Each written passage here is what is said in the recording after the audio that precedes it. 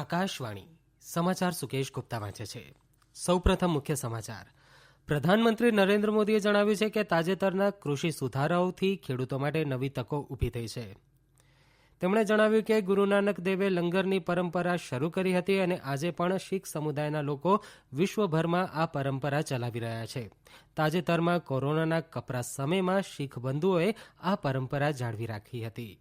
પ્રધાનમંત્રી નરેન્દ્ર મોદી આવતીકાલે વારાણસીની મુલાકાત લેશે અને પ્રયાગરાજથી વારાણસી સુધીના અને પહોળો બનાવીને 6 માર્ગીય કરાયેલા રાષ્ટ્રીય ધોરીમાર્ગનું લોકાર્પણ કરશે. કેન્દ્ર સરકાર ખેડૂતોની દરેક માંગણી અને સમસ્યા બાબતે સર્વગ્રાહી ચર્ચા કરવા તૈયાર છે. ઉપરાષ્ટ્રપતિ એમ વેંકૈયા નાયડુ સોમવારે યોજાનારી શાંઘાઈ સહયોગ સંગઠન SCOની સરકારના પ્રમુખોની પરિષદની 19મી બેઠકની અધ્યક્ષતા કરશે. દક્ષિણ અંદમાન સમુદ્રમાં ઊભું થયેલું હવાનું હળવું દબાણ આગામી 24 કલાકમાં તીવ્ર દબાણમાં ફેરવાય તેવી સંભાવના છે. હવે સમાચાર વિગતવાર. પ્રધાનમંત્રી નરેન્દ્ર મોદીએ જણાવ્યું છે કે તાજેતરમાં કૃષિ સુધારાઓથી ખેડૂતો માટે નવી તકો ઊભી થઈ છે. આકાશવાણી પરથી પ્રસારિત મન કી બાત કાર્યક્રમ દરમિયાન પોતાના વિચારો વ્યક્ત કરતા તેમણે જણાવ્યું કે કૃષિ પ્રધાન ભારત દેશમાં કૃષિ અને તેને લગતી વિવિધ બાબતો સાથે નવા પરિમાણો જોડાઈ રહ્યા છે. ઘણી વિચારણા બાદ ભારતની સંસદે કૃષિ સુધારાઓને કાયદાકીય સ્વરૂપ આપ્યું છે. આના લીધે ખેડૂતો પરના ઘણા બંધનો દૂર થયા છે અને તેમને નવા અધિકાર પણ મળ્યા છે. તેમણે જણાવ્યું કે આવતીકાલે ગુરુ નાનક દેવની 551મી જન્મજયંતિ પ્રકાશ પર્વની ઉજવણી થશે. ગુરુ નાનક દેવે લંગરની પરંપરા શરૂ કરી હતી અને આજે પણ શીખ સમુદાયના લોકો વિશ્વભરમાં આ પરંપરા ચલાવી રહ્યા છે. એટલું જ નહીં, તાજેતરમાં કોરોનાના કપરા સમયમાં શીખ બંધુઓએ આ પરંપરા જાળવી રાખી હતી. ગુજરાતના કચ્છમાં પણ લખપત પાસે ગુરુદ્વારા આવેલું છે, જેમાં શ્રી ગુરુ નાનક દેવે બસવાટ કર્યો હતો. ગુજરાતમાં 2001માં આવેલા ધરતીકંપમાં આ ગુરુદ્વારાને નુકસાન થયું હતું, પણ હવે તેનો જીર્ણોદ્ધાર કરવામાં આવ્યો છે. સરકારના આ પ્રયાસોને યુનેસ્કો એશિયા પ્રશાંત વારસા પુરસ્કાર આપવામાં આવ્યો છે. लखपत गुरुद्वारा के संरक्षण के प्रयासों को 2004 में UNESCO Asia Pacific heritage award में अवार्ड ऑफ डिस्टिंक्शन दिया गया. अवार्ड देने वाली जूरी ने यह पाया कि मरम्मत के दौरान शिल्प से जुड़ी बारीकियों का विशेष ध्यान रखा गया. जूरी ने यह भी नोट किया कि गुरुद्वारा के पुनर्निर्माण कार्य में सिख समुदाय की न केवल सक्रिय भागीदार रही बल्कि उनके ही मार्गदर्शन में यह काम हुआ. પ્રખ્યાત પક્ષીવિદ શ્રી સલીમ અલીએ પક્ષી નિરીક્ષણ ક્ષેત્રે નોંધપાત્ર કામગીરી કરી છે. પક્ષી નિરીક્ષણ એ કુદરતની સાથે રહીને આનંદ મેળવવાની તક આપે છે. मुझे भी पिछले दिनों केवड़िया में पक्षियों के साथ समय बिताने का बहुत ही यादगार अवसर मिला. पक्षियों के साथ बिताया हुआ समय आपको प्रकृति से भी जोड़ेगा और पर्यावरण के लिए भी प्रेरणा देगा. તાજેતરમાં આઈઆઈટી દિલ્હી અને ગાંધીનગરની દીનદયાળ પેટ્રોલિયમ યુનિવર્સિટી સહિત વિવિધ યુનિવર્સિટીઓના વિદ્યાર્થીઓ સાથે સંવાદ કરવાની તક મળી હતી. યુનિવર્સિટી એક એવું સ્થળ છે જ્યાં દેશભરના વિદ્યાર્થીઓ એકત્ર થતા હોય છે. આજે દેશમાં ઘણા મ્યુઝિયમો અને પુસ્તકાલયો પોતાના અમૂલ્ય સંગ્રહોને ડિજિટલ બનાવવાની કામગીરી કરી રહ્યા છે. હવે ઘેર બેઠા દિલ્હીના નેશનલ મ્યુઝિયમનો પ્રવાસ કરી શકાશે.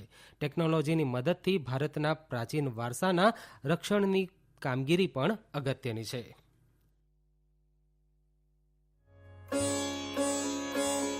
दिल्ली में हमारे राष्ट्रीय संग्रहालय ने इस संबंध में कुछ सराहनीय प्रयास किए हैं. राष्ट्रीय संग्रहालय द्वारा करीब 10 वर्चुअल गैलरीज इंट्रोड्यूस करने की दिशा में काम चल रहा है. अब आप घर बैठे दिल्ली के नेशनल म्यूजियम गैलरीज का टूर कर पाएंगे, जहां एक और सांस्कृतिक धरोहरों को टेक्नोलॉजी के माध्यम से अधिक लोगों तक पहुंचाना अहम है. वहीं इन धरोहरों के संरक्षण के लिए टेक्नोलॉजी का उपयोग भी महत्वपूर्ण है. છેલ્લા કેટલાક દિવસોથી ઇન્ટરનેટ પર ચેરી બ્લોસમની તસવીરો પરિપૂર્ણ છે. આ જાપાનની નહીં પણ મેઘાલયના શિલોંગની તસવીરો છે. આ સમાચાર આપ આકાશવાણી પરથી સાંભળી રહ્યા છો. વધુ સમાચાર કોરોના અંગેના સંદેશ બાદ.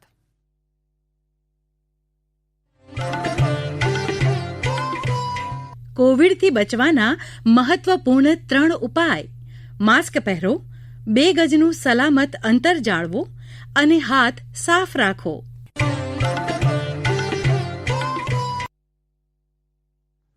પ્રધાનમંત્રી નરેન્દ્ર મોદી આવતીકાલે વારાણસીની મુલાકાત લેશે અને પ્રયાગરાજથી વારાણસી સુધીના અને પહોળો બનાવીને 6 માર્ગીય કરાયેલા રાષ્ટ્રીય ધોરીમાર્ગનું લોકાર્પણ કરશે. તેઓ વારાણસીમાં કાશી વિશ્વનાથ મંદિર, કોરિડોર પ્રોજેક્ટ તથા સારનાથની મુલાકાત લેશે અને દેવ દિવાળીની ઉજવણીમાં ભાગ લેશે.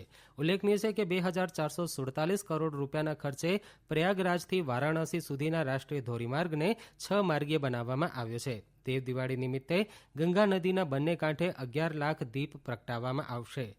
પ્રધાનમંત્રી વારાણસીના રાજઘાટ ખાતે દીપ પ્રગટાવી 11 લાખ દીપ પ્રગટાવવાના કાર્યક્રમનો આરંભ કરાવશે.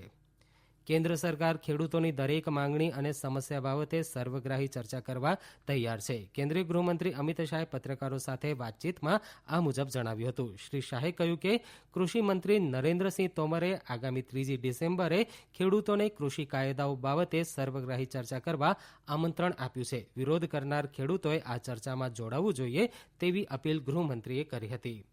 ઉપરાષ્ટ્રપતિ એમ વેંકૈયા નાયડુ સોમવારે યોજાનારી શાંઘાઈ સહયોગ સંગઠન SCOની સરકારના પ્રમુખોની પરિષદની 19મી બેઠકની અધ્યક્ષતા કરશે. ભારત આ બેઠકની યજમાની કરશે. સૌ પ્રથમવાર આ ઉચ્ચ સ્તરીય બેઠક ભારતની અધ્યક્ષતામાં થઈ રહી છે. ભારત 2017માં SCOનો સભ્ય દેશ બન્યો હતો. આ બેઠક વાર્ષિક રૂપે સંગઠનના સભ્ય દેશોના પ્રધાનમંત્રીઓના સ્તરે યોજાય છે અને વેપાર તથા આર્થિક મુદ્દાઓ પર કાર્ય કરે છે. વિદેશ મંત્રાલયે કહ્યું છે કે ભારત SCOમાં સહયોગ વધારવા માટે અતિ સક્રિય, સકારાત્મક અને રચનાત્મક ભૂમિકા નિભાવવા માટે પ્રતિબદ્ધ છે. ભારત SCO પરિષદની અધ્યક્ષતા ઉઝબેકિસ્તાન પાસેથી લેશે, જેનો 1 વર્ષનો કાર્યકાળ 30મી નવેમ્બરે સમાપ્ત થવાનો છે. દક્ષિણ અંદમાન સમુદ્રમાં ઊભું થયેલું હવાનું હળવું દબાણ આગામી 24 કલાકમાં તીવ્ર દબાણમાં ફેરવાય તેવી સંભાવના છે. હવાનું દબાણ આગામી બુધવાર સુધી તમિલનાડુ અને પુદ્દુચેરીના દરિયા કિનારા નજીક પહોંચે તેવી સંભાવના છે. દક્ષિણ આંધ્રપ્રદેશ અને રાયલસીમાના વિસ્તારોમાં આજે અને આવતીકાલે હળવો વરસાદ થશે. આંધ્રપ્રદેશના ઘણા જિલ્લાઓમાં છેલ્લા 3 દિવસથી સામાન્યથી ભારે વરસાદ થઈ રહ્યો છે. છત્તીસગઢમાં માઓવાદીઓને ગઈકાલે કરેલા વિસ્ફોટમાં CRPFના સલામતી દળના 10 જવાનોને ઈજા થઈ છે. ઈજાગ્રસ્તો પૈકી આસિસ્ટન્ટ કમાન્ડન્ટ સહિત 4 જવાનોની સ્થિતિ ગંભીર છે. CRPFના જવાનો સુકમા જિલ્લાના તડમેટલા ગામે શોધ કામગીરી કરી રહ્યા હતા ત્યારે માઓવાદીઓએ વિસ્ફોટ કર્યો હતો. સિડનીમાં રમાઈ રહેલી બીજી વનડે ક્રિકેટ મેચમાં ઓસ્ટ્રેલિયાએ ભારત સામે વિજય માટે 390 રનનો લક્ષ્યાંક મૂક્યો છે. ઓસ્ટ્રેલિયાએ ટોસ જીતીને પહેલા બેટિંગ કરવાનો નિર્ણય લીધો હતો. સ્મિથના 104 અને વોર્નરના 83, લબુસેનના 63 અને ફિંચના 60 રન થયા હતા. ભારત વતી શમીએ 1 અને હાર્દિક પંડ્યાએ 1 વિકેટ ઝડપી છે. 3 વનડેની શ્રેણીમાં ઓસ્ટ્રેલિયા 1-0થી સરસાઈ ધરાવે છે. વિશ્વ આરોગ્ય સંસ્થા WHOના મુખ્ય વૈજ્ઞાનિક સૌમ્યા સ્વામીનાથે વિશ્વાસ વ્યક્ત કર્યો છે કે કોવિડ માટેની રસી આગામી 1-2 મહિનામાં તૈયાર થશે. ફેસબુક લાઈવ દ્વારા સ્વામી રામાનંદ તીર્થ વ્યાખ્યાનમાળામાં બોલતા તેમણે કહ્યું કે કેટલીક કંપનીઓના કોવિડના પરીક્ષણો અંતિમ તબક્કામાં છે અને આગામી 1-2 મહિનામાં રસી જો તૈયાર થાય તો આગામી માર્ચ અથવા એપ્રિલ સુધીમાં બધા નાગરિકોને મળવા લાગશે. અંતમાં મુખ્ય સમાચાર ફરી એકવાર. પ્રધાનમંત્રી નરેન્દ્ર મોદીએ જણાવ્યું છે કે તાજેતરના કૃષિ સુધારાઓથી ખેડૂતો માટે નવી તકો ઊભી થઈ છે. તેમણે જણાવ્યું કે ગુરુ નાનક દેવે લંગરની પરંપરા શરૂ કરી હતી અને આજે પણ શીખ સમુદાયના લોકો વિશ્વભરમાં આ પરંપરા ચલાવી રહ્યા છે. તાજેતરમાં કોરોનાના કપરા સમયમાં શીખ બંધુઓએ આ પરંપરા જાળવી રાખી હતી. પ્રધાનમંત્રી નરેન્દ્ર મોદી આવતીકાલે વારાણસીની મુલાકાત લેશે અને પ્રયાગરાજથી વારાણસી સુધીના અને પહોળો બનાવીને 6 માર્ગીય કરાયેલા રાષ્ટ્રીય ધોરીમાર્ગનું લોકાર્પણ કરશે. કેન્દ્ર સરકાર ખેડૂતોની દરેક માંગણી અને સમસ્યા બાબતે સર્વગ્રાહી ચર્ચા કરવા તૈયાર છે. આકાશવાણી પરથી સમાચાર પૂરા થયા.